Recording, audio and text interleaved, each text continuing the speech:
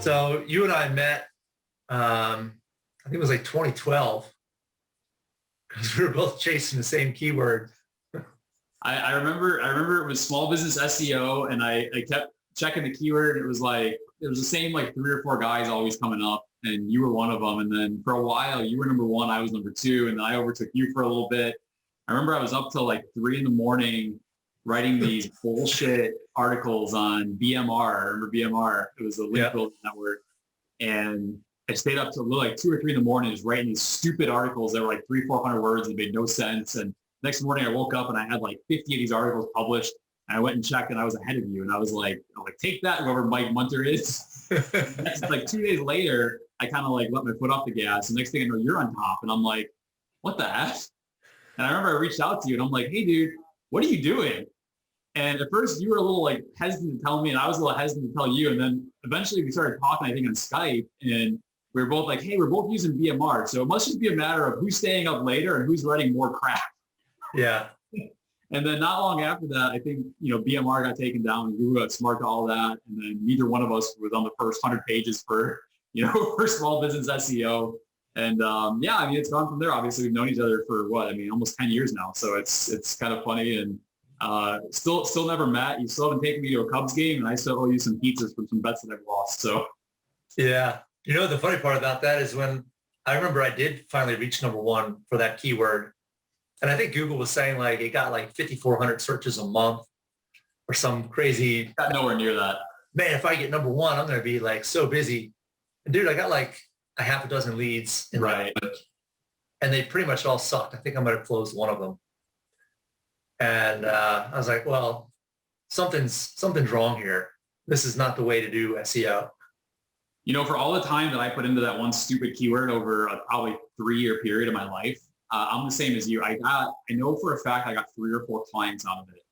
But if I do the math on how much time I spent chasing that keyword, it's not worth it, and that's what opened my eyes. And in 2020 and 2021 and beyond, we focus almost exclusively now on the long tail keywords, which are longer phrases that are, way less traffic, way easier to rank for, but they actually have people searching them surprisingly, and they actually are really relevant. And, for all the time I wasted on that one goofy keyword, the only good thing that came out of it is I met you, I guess, but, client-wise, it wasn't worth it. And after that, I totally changed my focus. I know you did too. And we started creating more long-form content and focusing on longer keywords that has really been our success, I think, for the last, 8+ years.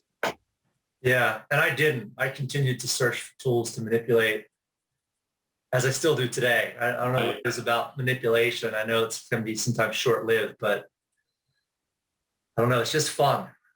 It is fun. I've taken the other path. I've gotten out of the manipulation game, and I've done everything with white hat and just, good, decent link building, good content, just good fundamentals, I guess. And, that works. It's funny because both sides work, right? One side, to me, like the side that I take works long-term and gets people results, but it's way slower. Whereas the side that you take, you can get results way quicker, but you have to constantly be reinventing that and redoing it to make those results stick. So at the end of the day, we're probably both getting the same results. It's just a matter of 2 different approaches, I think, that kind of go down 2 different paths. Yeah. Well, I'm not really manipulating. I don't try to manipulate SEO anymore. In fact, I've gotten to the point where I don't even try to do much link building because I just feel like it's so risky. Right. I don't know if link building is definitely, it's risky, but I feel like it's a necessary evil in SEO, but content definitely is first these days. There's no doubt about that.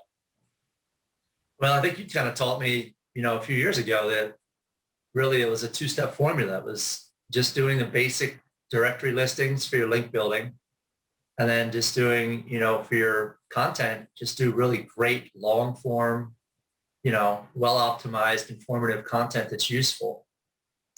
What's funny is that there's all these guys out there that say link building is dead and you don't need it and don't do it. It's only going to hurt you. But I've still, to this day, it's the middle of February 2021 as we're recording this. And to this day, the fundamentals of link building, business directory, social sites, getting content out on microblogs, all those things are what work. You can't argue with results, and we do that for our clients. And We've never had a single client penalized. We've never had a single client banned on Google or lose rankings over something like that. And most of our keywords are on the first page. So contrary to what other people are saying and contrary to what Google says, that stuff still works. And so that's why you and I are both doing it. Yeah. Now, when you say microblogs, what do you mean by a microblog? We go out and, similar to what you would write for a blog, we usually, if you write a blog post for your website, we usually shoot for like 1,000 to 2,000 words, depending on the topic. We actually go out and create microblogs for our clients. So we'll go out to like WordPress.org and set up a WordPress site. We'll set up like a Weebly website, a Squarespace site. We can set up all these different free websites. And then we'll write what we call microblogs, so like 200 or 300 word, uniquely written, handwritten posts that are about a particular keyword that link to our client's website. And then sometimes what we'll do is we'll build links. It's kind of like a link wheel, the old school link wheels where you build links to your microsite, to your microblog, and then you link that to your main website. So we do a lot of that and find that that's actually working really well these days again.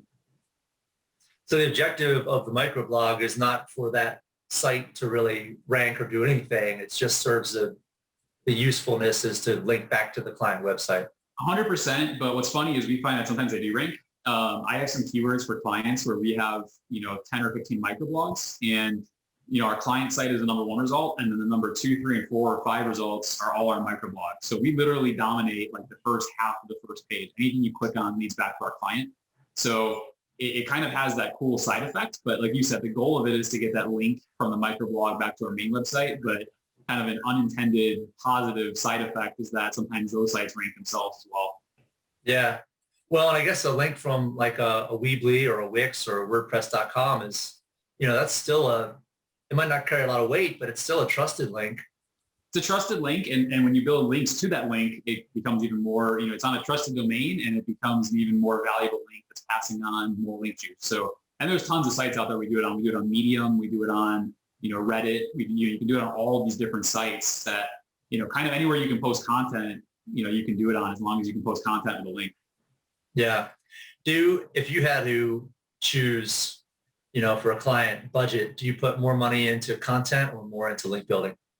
It depends on where we fall in the budget spectrum, So these days, most of our SEO campaigns starting point is usually like $1,500 a month. Just because of the fact that you have to write a significant amount of content, both on the website as well as in your link building, to make it effective. If let's just do that as an example, Mike. If we're at $1,500 a month, we'll probably write 2 or 3 blog posts that are long form, 1,000 to 2,000 words, put it on the client website. And then we'll write, maybe a half dozen or a dozen of these little microblog sites, and also put budget in the link building. Usually our budget's split like 50-50. So half our budget's going towards content, half of it's going towards link building. Obviously some of the budget goes towards management, but as we scale up, usually I don't like to write more than 4 or 5 blog posts a month on a client website. So as our budget gets bigger and as we kind of max out the number of blog posts we want to put on the client's website, we just put that much more of the budget into the link building. And as you know, what drives that is not really us. It's more so what are the competitors doing? So how competitive the keywords you're going after and how many keywords do you want to go after? That's really what drives, what the SEO budget is. Yeah. Cool. So you kind of got started in the SEO and web design business. Was it websites that you got started with? I got started in this business kind of by mistake. So 2008, I was sitting watching the news, and I remember watching like 5 o'clock evening news and watching all these guys on Wall Street pulling their hair out and, losing tons of money, and the market was crashing. And I kind of sat there and I said to myself, hey, that was kind of fun. I want to get into that. I don't know what made me think that, but next day I opened up a trading account and I started trading from my computer, and I was like instantly hooked on it. It was so addicting and thrilling, and, watching things go up and down, like literally you blink and something goes up and down, and, you see all the ticks and you see all the trades fly by. So I spent like 18 months learning how to trade, learning how to day trade stocks. And I did that for 2 or 3 years. I had an awesome mentor who kind of taught me the ropes of that, and I did pretty well at that. I started a website that taught people how to trade. So that was the first thing I ever did. I built that website from scratch for myself. It was an old B-Bulletin website. I don't know if you are familiar with that, Mike.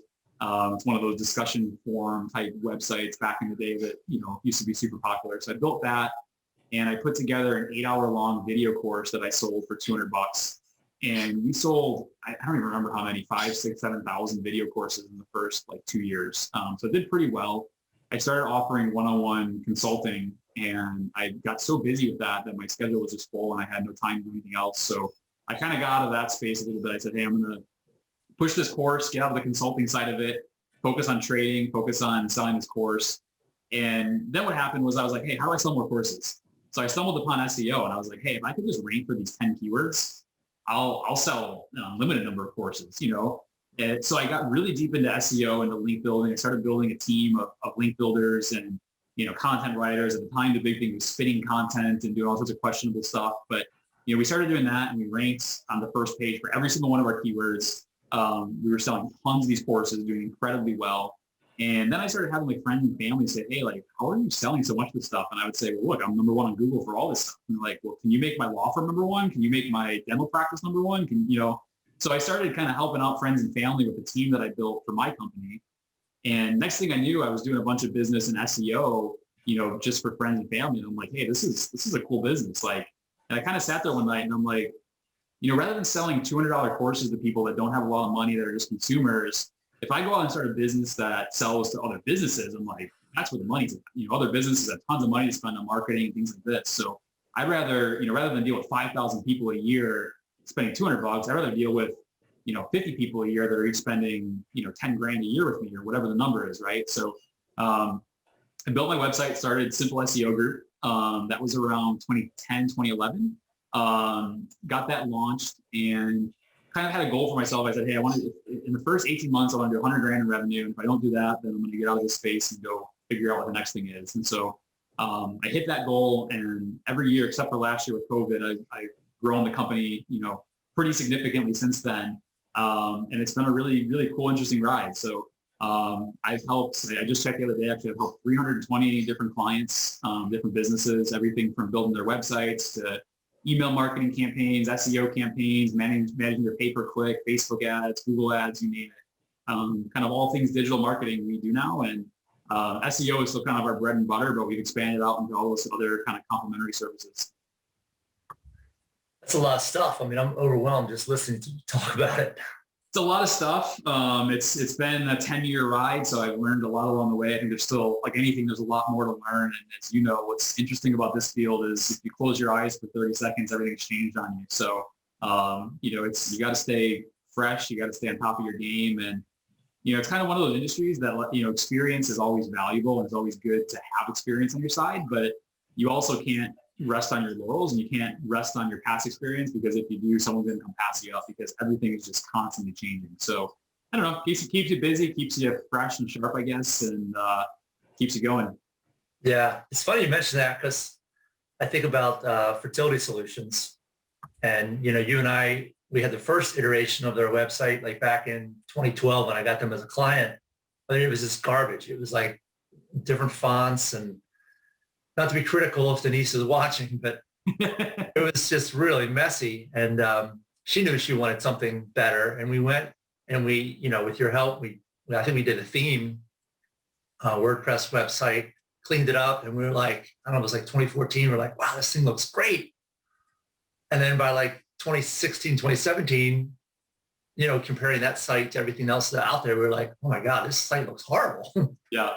It's so funny how fast that happens. I mean, my running record right now is 7. So I have a client that I've done 7 websites for since I started my company. And it sounds like a lot, and it sounds like maybe we did something wrong, but that's not the case. It's just, if you don't stay up on it, after 2 or 3 years, things get kind of stale and we're kind of dated. I think one of the biggest things that I've learned over the years, when I started building websites, everything was about SEO. And so I didn't really put a ton of emphasis into branding, into design, into colors and fonts, and what does the page make you feel, and all that other stuff. I mean, there's a whole other world of design out there that really wasn't my forte when I got into this. So I think some of the earlier sites I put together were really good marketing websites, and they sold and they ranked and they did well, but they didn't look the best. So that was one of my weaknesses that I've gotten a lot better on, I think, in the last 5 years, is making sites look better. Yeah.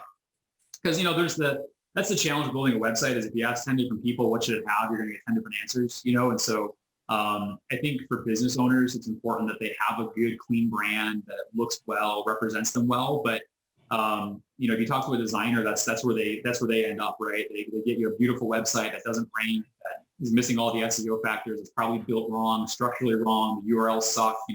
All that stuff is done wrong. So my focus has been trying to better round myself off, I guess, in terms of not just building websites that are SEO friendly that rank well, but also hitting on all the other things, making sure that IT's happy, that the designers are happy, that the branding people are happy, that all the different components that go into the website are happy.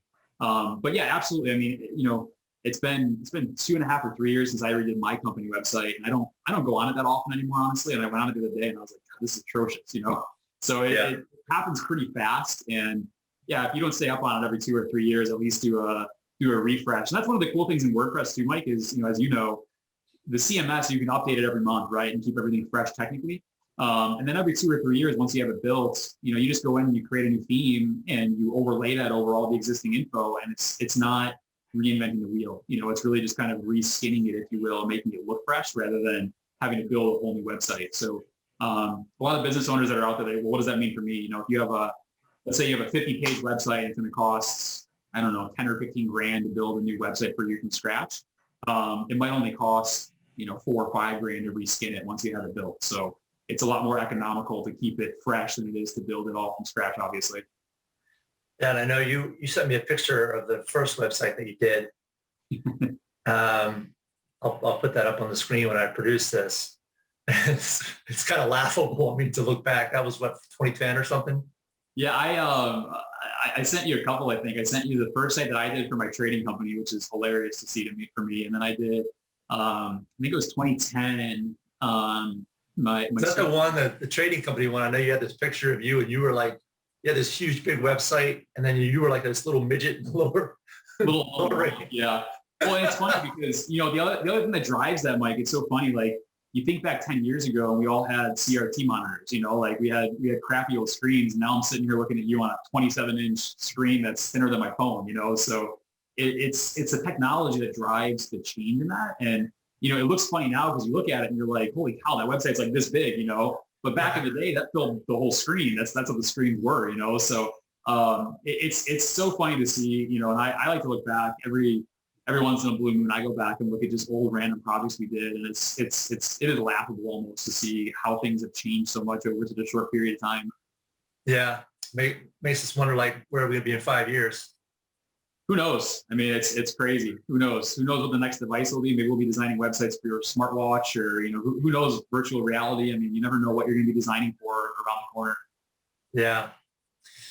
All right. Well, let's shift here a little bit. I remember, it was several years ago now when you met John Shigarian, and that I feel like that sort of took your business to a new level. Took me in an interesting, different direction. So it was a Friday afternoon in the middle of the summer, and I was sitting at my desk. And for anybody that knows me, in Chicago, we get about 12 weeks of summer. And I'm very well known to not be at my desk on Fridays and take a nice long weekend. And it was like 1 o'clock in the afternoon, and I was trying to get out the door. I was trying to get a couple of things done before I got outside and get some fresh air and some sun.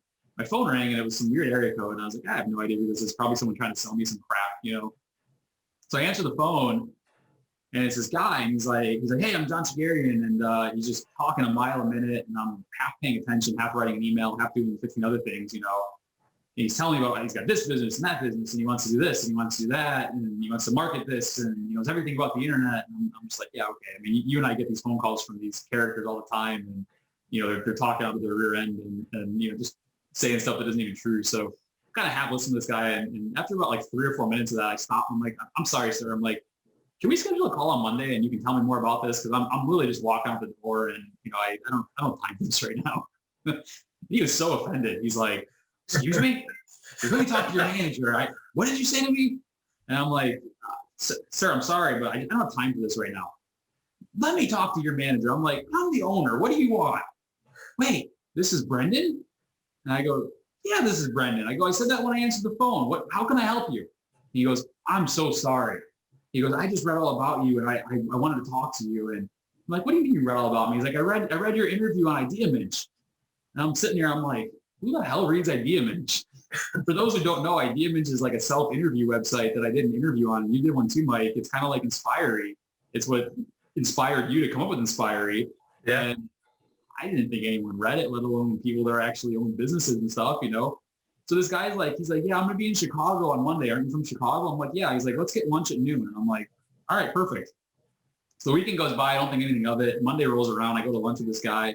I walk into the restaurant and I say, hey, I'm here to meet John. And the hostess, her eyes get big like saucers. And she's like, just a minute. She runs and gets the owner. The owner comes over. He's like, oh, come this way. Takes me to some like weird little corner. And there's a guy sitting there with an iPad and a three-piece suit on. And I'm like, this is really weird. Were you wearing like dressed like you are now when you showed up? I wasn't dressed in a t-shirt and a backwards hat, but I wasn't exactly wearing a three-piece suit either, you know? Right. So, right. So I sit down with this guy and we had an hour lunch schedule. The next thing I know, 3 hours went by. And I mean, we talked about so many different things, and he got the internet and he owned companies that he sold for millions. And, you know, he really got it. And, you know, my business was doing really well at the time. I was, you know, my business has grown every single year, like I said, since I started it. It's consistently done well. But John had some really cool projects and really big projects that he pulled me in on right away. What's funny is I came to find out he wasn't in Chicago on business that Monday. He actually flew here just to meet me, even though he told me he was already going to be here on business. So that was pretty cool. And, you know, that was one of my turning points. Up until that point, honestly, Mike, I ran my company as like a virtual only business. And that kind of like shifted it and opened my eyes to, hey, there's a whole other world out there. If I put in some work, jump on some planes, go meet with some people, you know, run this like a true company instead of an online company, and there's a whole different world of opportunity out there to take advantage of. And, you know, I started doing a lot more of that. John pulled me into some really cool projects. He pulled me into ERI, which I'm still very involved in to this day, which is the largest electronic recycling and data destruction company in the United States. He pulled me into his brother's law firm. We grew that firm from a couple employees to like 50 employees. When I stopped working with them, they were getting like 60 or 70 leads a day. You know what I mean? Like just big volume businesses. And since then, we've launched a bunch of businesses together. Everything from we own a company that does medical insurance verifications. We own a company that does hard money lending. So people that can't get conventional bank loans, you know, they can get loans against assets, whether it's business loans or loans against exotic cars, things like that. So that's kind of a cool company we're involved in. We're involved in a startup company called Engage, which is becoming the biggest talent booking engine really in the world. We have 2,000 athletes and celebrities that are part of that have all signed up for it. And you can book everyone for anything from a speech to, you know, go golfing with one of your favorite golfers, or, you know, go have a cup of coffee with one of your favorite athletes. So that's kind of a really cool site that we launched that's growing pretty quickly. So yeah, I mean, John's definitely been a super important part of my business life, and he's a very good friend of mine now. We're partners in a lot of different things, and definitely opened up my eyes, I guess, to a different side of the business world. It's the best way I could put it. Cool. You mentioned IdeaMinch. That was the inspiration for Inspirery. And I remember when we did the Inspirery website, and I think you probably helped me. We did pretty much like an exact replica of IdeaMinch of their design. It was like very similar. And I think I remember a call with you where you're like, hey, I really respect Mario and what he's done here. And I don't know if I should show him this or not, because it's basically an exact replica of what he's done. It's so funny because I sent him an email. It was like my first intro to him. And I was like, hey, I feel like I should tell you. A heads up, I'm kind of launching a website that's kind of the exact same as yours. But yeah, and I remember his reply. And he was like, well, kind of wish you hadn't copied my design exactly. But what's funny is that from that first email with him, which, you know, I was like, he could have been, you know, a real jerk about it and, you know, just said, I don't want anything to do with this guy. We actually became really good friends. He's been to Portland a couple of times, and we just go out and, you know, we have dinner, and it's just a great time. Our conversations were so rich, and like now I consider him a friend like you. I mean, right. Yeah, I've never met him, but we've talked and emailed a bunch of times. He's a good guy. And yeah, I mean, he had such a cool concept. At the time, it was so unique. I mean, there was really nothing else like it out there at the time. I remember when you and I came across that site, it was like gold to us. I mean, there's a lot more sites that are more similar to that now, I think, that are out there. But at the time, I mean, that was like that was like the best site out there for that. And, when you go through it, it's funny because like I go on there every now and then and go look at the old stuff that's on there.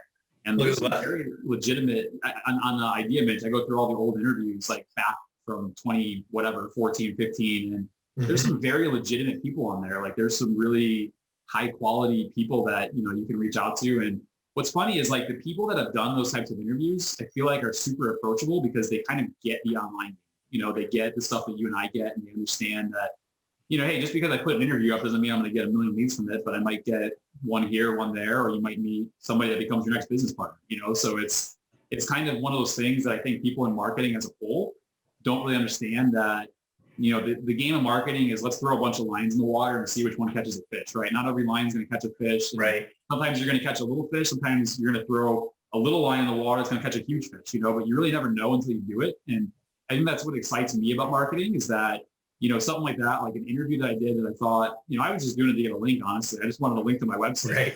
And all of a sudden now I've had a few people actually call me that said, hey, I read your interview. I want to talk to you. I want to do business with you, So it's really cool how some of those things kind of have positive, unintended side effects that lead to different opportunities as time goes on. Well, you must have done a better interview than me because I haven't got anyone who's called me to say they want to do business with me. I don't know if it was better or not. I don't know. Maybe I suited myself better. I don't know. Yeah, well, it's all good. I'm not complaining. So you mentioned a couple of things, maybe the eridirect.com. You want to talk about that a little bit and what that's doing? Yeah, ERI is a really cool company. So John, my partner John, one of his business partner Aaron started a company that was just California based. They were kind of running just kind of like bootstrap company back, I think it was 2005 he started it, recycling electronics. And John came in, he had just sold a company called financialaid.com that he started. It was the largest student loan originator in the world. And he sold that. He had some money from the sale of that, and he wanted to get involved in ERI. So him, Kevin Dillon, who was John's CMO at Financial Aid, and Aaron kind of got together and formed ERI. Which they had no idea would turn into what it is today. ERI services a variety of Fortune 500 companies. Almost any electronic device that you can think of, they recycle. Anything that has a battery or a cord or runs on power, they recycle. And they've grown to the largest brand in their space. So it's a really cool company. I'm sorry to interrupt, but how do they make money? I mean, do the companies pay them to recycle this stuff? There's a variety of ways. So companies pay them to recycle it for two reasons. One is that they have to, because there's different laws and regulations around what they can do with e-waste. So this phone here, for example, has tons of different toxic metals and materials in it that if I was to throw it in the garbage can, it goes to the waste dump and it gets smashed and all that stuff leaches into the soil, and it's terrible for the environment. So there's states and they're working on federal regulations that prohibit what you can do with electronics, both for consumers as well as for businesses. So businesses pay ERI to take that. But what's become a growing part of their business is the data aspect of it. So, 1 gigabyte of data can be up to 236,000 pages of information. And we think about all the different devices we have, from cell phones, desk phones. You may not realize this, but everything you put through a copy machine, there's a record of that document stored in the memory on that. And a hacker could actually retrieve that and get all the information from your documents that you faxed or scanned or copied. So literally anything that has any sort of data bearing capacity needs to be handled with care when you're done with it, to make sure that data is properly destroyed. So that's become a huge part of ERI's business, is making sure that the companies they work with, that their data is securely handled and destroyed so that it doesn't get into the wrong hands. So ERI works with, Fortune 500 companies. They also work with manufacturers of electronics to make sure that, that they're in compliance with different programs. So different states have requirements that if you want to sell a TV in our state, you have to have a program set up to take that TV back when people are done with it, right? So there's all sorts of different regulations that are growing literally by the day in terms of what you can do with electronics, because electronics is the largest growing solid waste stream in the world. So think about, garbage and waste, and, nobody wants to look at a landfill. Well, electronics is the largest growing waste stream. So that's kind of how ERI, I think it's a combination of, John and his partners running the company really well. And also kind of being in the right place at the right time when the electronics revolution has kind of exploded. Cool. So what are you most excited about? Like you mentioned multiple businesses that you're involved in. Is there one of them that sort of is the most fun?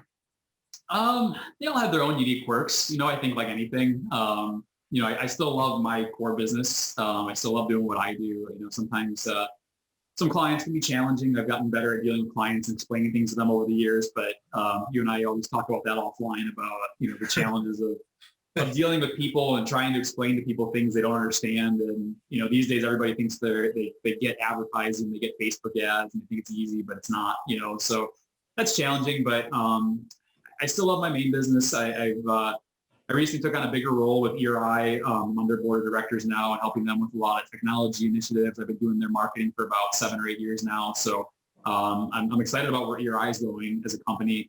I'm really excited about Engage. Engage is a company that I have a couple of wonderful partners at that are just really young kids. They're in their early 20s that are just youthful and energetic and honestly have the same energy that I had 10 or 15 years ago when I started my first company. So that's a fun one just because it's a cool industry. It's a cool space to be in that you're, connecting people that have a story to tell with businesses or with consumers that want to hear that story. And so it's kind of feel good, kind of cool industry to be in. And we built a really cool technology solution that kind of takes what used to be, believe it or not, Mike, prior to us building Engage, the way that people used to book talent is they would go online, they would Google the person, try to see if they could either find their agent or find the speakers bureau they belong to, reach out. There'd be a series of different phone calls that go back and forth between the agents, the talents, and all these people. It would take usually 2 or 3 weeks to get an answer.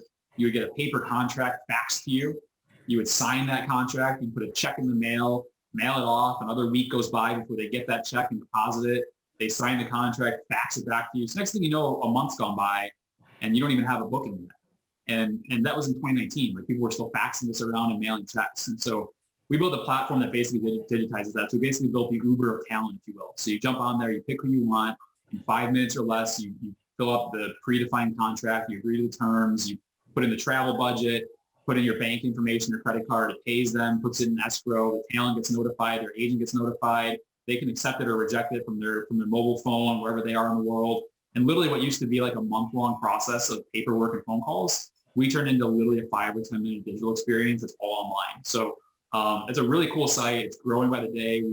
Every week we add about 50 or 100 more talent on there.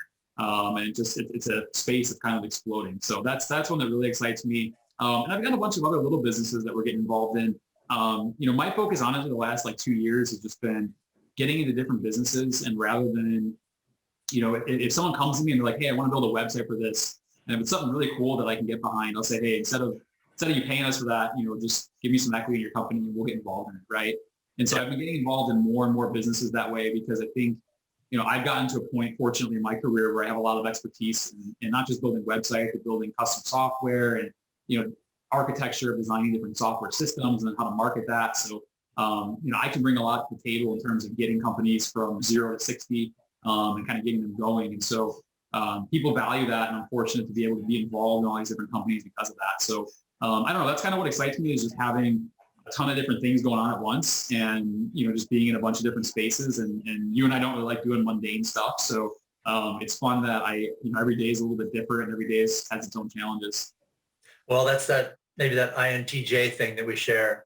It definitely is because I can't sit and do the same thing for more than about 5 minutes these days. So yeah, I'm the same way. And I probably have, 5, 6 different revenue streams. And then I'm, looking for something. It's always more exciting to go look for something new. Exactly. Yeah. And some of these businesses, honestly, Mike, there's a few of them that don't make a dime, actually that's most of them, right? Most startups don't make any money, so it's more so the potential of what they're going to make, once they get to year 2 or 3. And then ultimately my goal lately has been, getting involved in companies that one day can get acquired by a bigger company. That's kind of that's kind of what I've really been focusing on and trying to get into different industries and spaces where, the business is easily scalable. You start something, you build it, you scale it, you sell it, get out and move on to the next thing. So you mentioned this. So a company comes to you, maybe they want a new website or SEO and you get excited and you're like, hey, let's maybe go into business together. How do you structure a deal like that? Do you say, hey, I'll do free work and take a percentage, or how do you put that together? Yeah, every deal is different. Obviously depends, it kind of requires some handwork and some research to evaluate what's the potential, so if it's a business that I think has massive potential, Engage was one that I thought was going to have massive potential and is going to have massive potential and does have massive potential. That was one where I got involved with it, and basically John's involved as well. And, we said, hey, our time is free. We're going to give you guys unlimited access to our team in terms of our development team, our marketing teams. You guys, the company's going to pay for the ad spend and the ads that we run. Basically, all of our time and all of our team's time we're going to cover. And that was a very sophisticated build. If you look at the website, it's letsengage.com. That's not a simple website. It's a very sophisticated piece of software that, we spent a couple $100,000 out of our own pockets to build that. So that was a significant investment, but that was one where we said, hey, we want this portion of the company for that. And, we think that the company one day is going to be worth this much. So we're willing to take that risk. Other times people come to me and maybe I'm not as excited, but I still want to work with them, or they're good people or whatever. And I think there's an opportunity to be more than just a client, provider relationship, if you will. So I'll say, hey, you're going to pay us, instead of paying us $3,000 a month, we're going to charge you, we'll give it to you at cost, whatever our cost is, $1,200, $1,500 a month, whatever that is. So you're getting my time for free. I'm not making any money off of it, but in exchange, I'd like a small percentage of your company. And I've had some people that we've offered that, and they said, we're not really interested in that. We'd rather just pay you guys, which is fine too. Obviously, we're running a business, so that's fine as well. But to me, it's been exciting to get involved with different people in different businesses and just learn how different people work. And I think when I get involved in that kind of level, I have the ability to kind of influence the company more and shape where they're going a little bit more than if I'm just an agency provider for them. So, I've done some really cool things, and I've had some projects that we got involved in just on a very small scale, but we've made a huge impact for the customer. So, it's kind of a cool, interesting thing. And it's also honestly led to a lot of other business opportunities. If I'm partners with someone, they're a lot more, receptive to introducing us and giving us referrals and that kind of thing. So it's been a cool kind of networking, marketing, growth tool for us as well. Well, you got some skin in the game. Yeah, exactly. Got some skin in the game. And, hey, we treat all of our clients, we give them a ton of attention, but if you have skin in the game, you're obviously going to, go the extra step, stay up late, do what you got to do to get it done. So we better not let any of your clients see this video, because now they're all going to be like, oh, hey, we're going to stop paying you and give you 2%. Give you this, right? Well, and that's the other thing too, is on the flip side, Mike, I've had people that have asked for that, and I said, sorry, we're not interested, and so it's no disrespect, but like any business, you have to balance that, right? Like you only have so many hours in the day to get involved on a deeper level. Obviously, you have to pay the bills at the end of the day too. So, it's an interesting world. I mean, if you get out there and look, there's an unlimited number of opportunities that are out there. So it's really a matter of picking the ones that are the best fit for you. And that's not to say that somebody, I had one company come to me and they're like, hey, we'd love to work with you on more of an equity basis. And it wasn't so much that I didn't think I could help them, and it wasn't so much they didn't have a really cool business, but it was just something I wasn't interested in. I wasn't into that space. I didn't want to get into that space. And so I said, hey, we'll work with you on a client basis.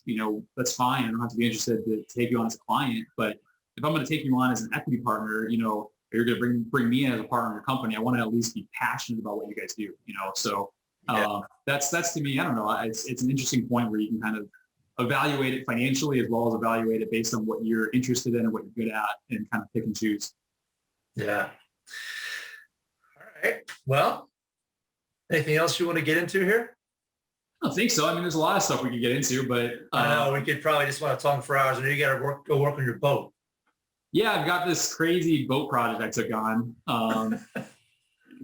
Like I said, last year was the only year that our company didn't grow, and I really blame on COVID. I hate to point the finger at something, but COVID screwed up a lot of people. We had a really good end of the year last year, but I was looking for something to do. Everything's closed, as you know, and restaurants are closed. You can't go out, you can't do anything, and it's 10 degrees and snowing here right now. So I said, what the heck can I do over the winter that'd be kind of a cool project? And I'm like you, Mike. I love to build stuff. I love to get my hands dirty and just see a project from start to finish. And so went out and bought this old boat, and I know absolutely nothing about restoring boats. And I basically cut it to pieces and rebuilding it. And it's been a heck of a project. I think I'm on day 106 today.